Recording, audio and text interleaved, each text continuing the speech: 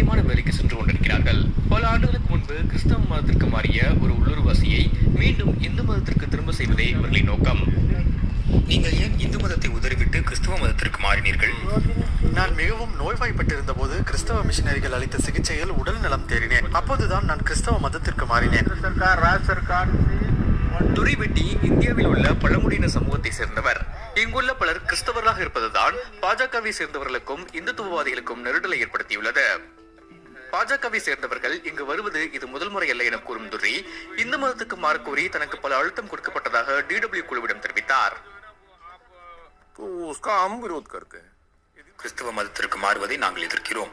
மக்கள் கிறிஸ்தவ மதத்திற்கு மாறினால் இந்தியாவின் பாரம்பரியம் மற்றும் இந்து கலாச்சாரம் முற்றிலுமாக அழிந்துவிடும். அப்படி ஒரு நிலையில் எங்களால் வாழ முடியாது. இப்படி பாஜக நிர்வாகிகள் மேற்கொண்ட முயற்சிக்கு பலனும் கிடைத்தது. கடந்த மாதத்தில் மட்டும் 12க்கும் மேற்பட்ட கிறிஸ்தவ குடும்பங்களை இந்து மதத்திற்கு மாற்றியதாக இவர்கள் கூறுகின்றனர். அதில் ஒருவரான துரைவெட்டிக்கு பாஜக தலைவர்களின் கண்காணிப்பில் பாரம்பரிய மதமாற்ற விழா நடக்கிறது.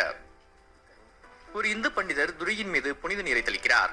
இது துரையின் ஆன்மாவை பாவங்களில் இருந்து சுத்திகரிக்கும் சடங்காகும்.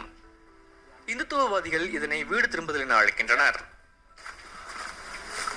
துரைவெட்டியை போல பலருக்கும் இந்து மத மாற்றத்துக்கான அழுத்தம் பல்வேறு வகையில் கொடுக்கப்படுகிறது.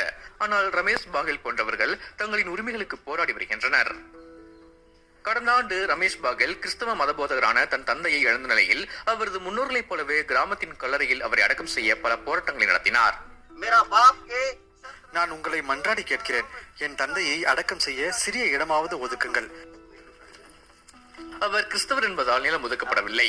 அதனால் சொந்த மண்ணை விட்டு சுமார் 25 கிலோமீட்டர் தூரத்தில் தன் தந்தை உடலை புதைத்துள்ளார். पूरा का पूरा श्रेय जाता है कि हिंदू राष्ट्र बनाने का. இந்தியாவை இந்து நாடாக மாற்றும் பிரச்சாரத்தின் வெளிப்பாடாகவே இது நடக்கின்றன.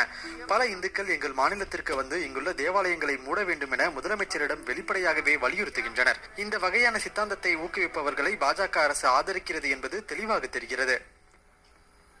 இந்திய அரசியலமைப்பு சட்டப்பிரிவு 25 கீழ் தனி மனித விருப்பத்தின்படி ஒருவர் ஒரு மதத்தை பின்பற்றவோ அல்லது பின்பற்றாமல் இருக்கவோ முழு சுதந்திரம் உண்டு.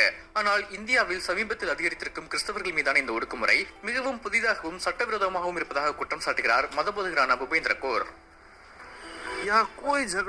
முன்பு இங்கு மதக்கலவரங்கள் எதுவும் நடந்ததில்லை. ஆனால் இப்போது கிறிஸ்தவர்களுக்கு இங்கு வாழ உரிமை இல்லை என்ற மனநிலைக்கு அழுத்தப்பட்டுள்ளோம். நாங்கள் அந்நிய மதத்தைச் சேர்ந்தவர்கள் என்றும் இந்துக்களின் உரிமைகளை பறிப்பதாகவும் குற்றச்சாட்டுகளுக்கு ஆளாகி இருக்கிறோம். இதுதான் இப்போது எங்கள் கிராமத்தில் நடக்கிறது. இதனால் எப்போது மக்கள் அச்சத்துடன் வாழ்கின்றனர். தற்போது துரைவெட்டி அதிகாரப்பூர்வமாக இந்து மதத்திற்கு மாறியிருக்கிறார். விரும்பினாலும் விரும்பாவிட்டாலும் இங்கு அவருக்கு வேறு வழி இல்லை.